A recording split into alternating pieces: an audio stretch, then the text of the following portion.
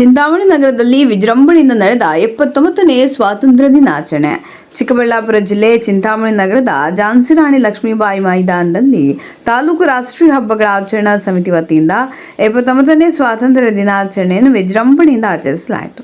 ರಾಷ್ಟ್ರೀಯ ಹಬ್ಬಗಳ ಆಚರಣಾ ಸಮಿತಿ ಅಧ್ಯಕ್ಷರು ಹಾಗೂ ತಾಲೂಕು ದಂಡಾಧಿಕಾರಿಗಳು ಆದ ಸುದರ್ಶನ್ ಯಾದವ್ ಅವರು ಕಾರ್ಯಕ್ರಮವನ್ನು ಉದ್ಘಾಟಿಸಿ ಮಾತನಾಡಿದ ಅವರು, 200 ವರ್ಷಗಳ ಕಾಲ ನಮ್ಮನ್ನು ಆಳಿದ ಪರಕೀಯರ ವಿರುದ್ಧ ಹೋರಾಡಿದ ಮಹಾತ್ಮರು ಹುತಾತ್ಮರಾಗಿದ್ದು ಅವರ ಒಂದು ತ್ಯಾಗ ಬಲಿದಾನಗಳಿಂದ ನಾವಿಂದು ಸ್ವಾತಂತ್ರ್ಯ ದಿನಾಚರಣೆ ಆಚರಿಸುತ್ತಿದ್ದು, ಮಹಾತ್ಮರು ಗಳಿಸಿಕೊಟ್ಟ ಈ ಸ್ವಾತಂತ್ರ್ಯ ದಿನಾಚರಣೆಯನ್ನು ವಿಜೃಂಭಣೆಯಿಂದ ಆಚರಿಸಲಾಗುತ್ತಿದೆ ಎಂದರು. ಈ ವೇಳೆ ನಗರಸಭೆ ಅಧ್ಯಕ್ಷ ಜಗನ್ನಾಥ, ತಾಲೂಕು ಪಂಚಾಯಿತಿ ಇಒ ಆನಂದ್, ಪೌರಾಯುಕ್ತ ಚಲಪತಿ ಸೇರಿದಂತೆ ಎಲ್ಲ ಇಲಾಖೆಗಳ ಅಧಿಕಾರಿಗಳು, ವಿದ್ಯಾರ್ಥಿಗಳು, ಸಾರ್ವಜನಿಕರು ಹಾಜರಿದ್ದರು. ನಾವು ಏನು ಒಂದು ಸ್ವಾತಂತ್ರ್ಯ ದಿನಾಚರಣೆಯ ಒಂದು ಅಂಗವಾಗಿ ಎಲ್ಲ ಪಾಲ್ಗೊಂಡಿದ್ದೀವಿ.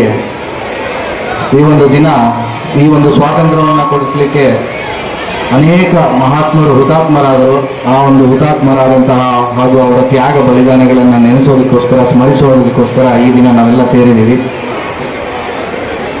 ಏನು ಈ ಒಂದು ಸ್ವಾತಂತ್ರ್ಯ ದಿನಾಚರಣೆಯ ಒಂದು ಪ್ರಾಮುಖ್ಯತೆ ಅಂತಂದರೆ, 200 ವರ್ಷಗಳ ಕಾಲ ನಮ್ಮನ್ನು ಆಳ್ವಿಕೆ ನಡೆಸಿ ನಮ್ಮ ಮಧ್ಯೆ ಜಾತಿಗಳನ್ನು ತಂದು, ಧರ್ಮಗಳನ್ನು ತಂದು, ನಮ್ಮ ಸಮಾಜವನ್ನು ನುಚ್ಚು ನೂರು ಮಾಡಿ ಒಡೆದು ಆಳುವ ತಂತ್ರವನ್ನು ಅಳವಡಿಸಿಕೊಂಡು ಏನು ನಮ್ಮನ್ನು 200 ವರ್ಷಗಳ ಕಾಲ ನಮ್ಮನ್ನು ಶೋಷಿತರನ್ನಾಗಿ ನೋಡಿದ್ರು. ಆ ಒಂದು ಬ್ರಿಟಿಷರ ಕಪಿಮುಷ್ಟಿಯಿಂದ ಈ ದಿನ ನಾವು ಹೊರಬಂದಿದ್ದೀವಿ. ಈ ಒಂದು ಹೊರಬಂದಿರುವಂಥ ಒಂದು ಸ್ವೇಚ್ಛಾಚಾರ, ಒಂದು ಸ್ವಾತಂತ್ರ್ಯವನ್ನು ನೆನೆಸ್ಕೊಳ್ಳೋದಕ್ಕೋಸ್ಕರ ಈ ದಿನ ನಾವು ಸ್ವಾತಂತ್ರ್ಯ ದಿನಾಚರಣೆಯನ್ನು ಮಾಡ್ತಾ ಇದ್ದೀವಿ.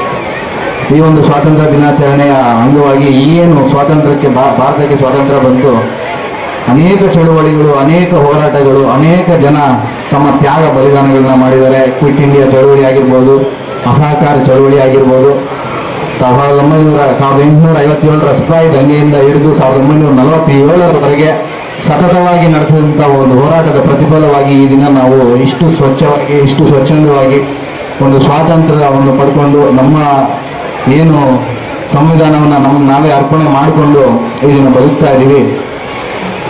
ಈ ಒಂದು ಸ್ವಾತಂತ್ರ್ಯಕ್ಕೆ ಕರ್ನಾಟಕ ರಾಜ್ಯದಿಂದ ಕೂಡ ಅತ್ಯಂತ ಪ್ರಮುಖ ಕೊಡುಗೆಗಳಿದೆ. ಕರ್ನಾಟಕ ರಾಜ್ಯದ ಅಂದ ತಕ್ಷಣ ನಮಗೆ ಮೊಟ್ಟ ಮೊದಲಿಗೆ ಜ್ಞಾಪಕ ಬರುವಂಥ ವಿಚಾರ ಕರ್ನಾಟಕದ ಜಲಿಯನ್ ವಾಲಾಬಾಗ್ ಎಂದು ಪ್ರಖ್ಯಾತಿ ಅನ್ನೋದಕ್ಕಿಂತ ಕುಖ್ಯಾತಿ ಅನ್ನೋ ಪದನ ಹೇಳಬೇಕಾಗುತ್ತೆ. ಕುಖ್ಯಾತಿಯನ್ನು ಪಡೆದಂಥ ವಿಜುರಾಶ್ವತ್ಥ ಒಂದು ಘಟನೆ ಏನಿದೆ ಅದನ್ನು ನಾವು ಎಂದಿಗೂ ಮರಿಬಾರ್ದು. ಯಾಕೆ ಅಂದರೆ ಆ ಒಂದು ಘಟನೆಯಲ್ಲಿ ನಡೆದಂಥ ಆ ಒಂದು ಮಾರಣ ಹೋಮ, ಅವರು ಮಾಡಿರುವಂಥ ಬಲಿದಾನಗಳಿಂದನೇ ಈ ದಿನ ನಾವು ಸ್ವಾತಂತ್ರ್ಯವನ್ನು ಪಡ್ಕೊಂಡಿದ್ದೀವಿ. ಅದೇ ರೀತಿ ಈಸೂರಿನಲ್ಲಿ ನಡೆದಿರುವಂಥ ಚಳವಳಿ ಆಗಿರ್ಬೋದು, ಅದೇ ರೀತಿ ಕೆಲವು ಬೆಂಗಳೂರಿಂದ ಹಿಡಿದು ಏನು ಬೆಳಗಾವಿಯವರೆಗೆ ಅನೇಕ ಕಡೆ ಒಂದು ಹೋರಾಟಗಳನ್ನ ನಡೆಸಿ ಸಕ್ರಿಯವಾಗಿ ಪಾಲ್ಗೊಂಡು ತಮ್ಮನ್ನು ತಾವೇ ಜೈಲುಗಳಿಗೆ ಅಟ್ಟಿಸ್ಕೊಂಡು ಒಂದು ಹೋರಾಟವನ್ನು ಪಡೆದಿರುವಂಥ ಒಂದು ಕೀರ್ತಿ ನಮ್ಮ ಕರ್ನಾಟಕ ರಾಜ್ಯಕ್ಕೂ ಕೂಡ ಸಲ್ಲಬೇಕು. ಕಿತ್ತೂರು ರಾಣಿ ಚೆನ್ನಮ್ಮ ಆದಿಯಾಗಿ ಅಬ್ಬಕ್ಕ ರಾಣಿಯಿಂದ ಕ್ರಾಂತಿವೀರ ಸಂಗೊಳ್ಳಿ ರಾಯರ ಒಂದು ಬಲಿದಾನ, ಇವೆಲ್ಲವನ್ನು ಕೂಡ ಈ ದಿನ ನಾವು ನೆನೆಸ್ಕೊಳ್ಳೇಬೇಕು.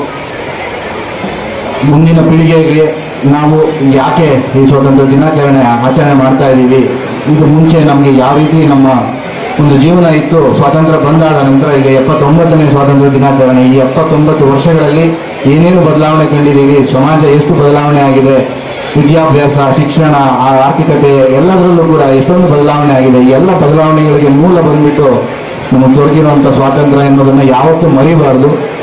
ಮುಖ್ಯವಾಗಿ ಮಕ್ಕಳಿಗೆ ದಯವಿಟ್ಟು ಪೋಷಕರು, ಶಿಕ್ಷಕರು ತಮ್ಮ ಒಂದು ಪರ್ಸನಲ್ ಕೆಪಾಸಿಟಿಯಲ್ಲಿ ಅವರಿಗೆ ಮಾಹಿತಿಯನ್ನು ಕೊಡಬೇಕು. ಯಾಕೆ ಅಂತಂದರೆ ಇತಿಹಾಸವನ್ನು ಅರಿಯಲಾರದವ ಇತಿಹಾಸವನ್ನು ಸೃಷ್ಟಿಸಲಾರ. ಇತಿಹಾಸ ನಮಗೆ ಅನೇಕ ಪಾಠಗಳನ್ನು ಹೇಳ್ಕೊಟ್ಟಿದೆ.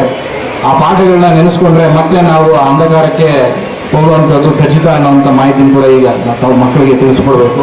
47ರ ಆಗಸ್ಟ್ 14ನೇ ಮಧ್ಯರಾತ್ರಿಗೆ ಸ್ವಾತಂತ್ರ್ಯ ಬಂದಾಗ ನೆಹರೂರವರು ತಮ್ಮ ಭಾಷಣದಲ್ಲಿ ಹೇಳ್ತಾರೆ, ಪ್ರಿಸ್ಕ್ರಿಪ್ಟ್ ಡೆಸ್ಟಿನಿ ಅಂತ.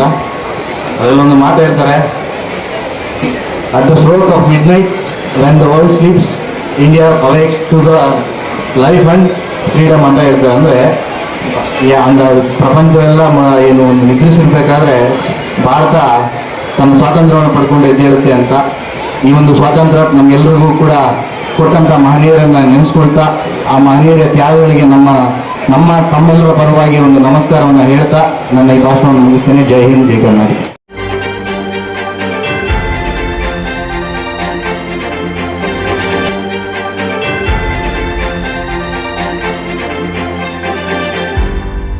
ನೀವು ನಮ್ಮ ಚಾನಲ್ಗೆ ಸಬ್ಸ್ಕ್ರೈಬ್ ಆಗಿಲ್ಲ ಅಂದರೆ ಈಗಲೇ ಸಬ್ಸ್ಕ್ರೈಬ್ ಆಗಿ ಪಕ್ಕದಲ್ಲೇ ಇರುವ ಬೆಲ್ ಐಕಾನ್ ಕ್ಲಿಕ್ ಮಾಡಿ. ಮತ್ತಷ್ಟು ಅಪ್ಡೇಟ್ಗಳಿಗಾಗಿ ಫೇಸ್ಬುಕ್, ಇನ್ಸ್ಟಾಗ್ರಾಮ್, ಟ್ವಿಟರ್ನಲ್ಲಿ ಫಾಲೋ ಆಗಿ.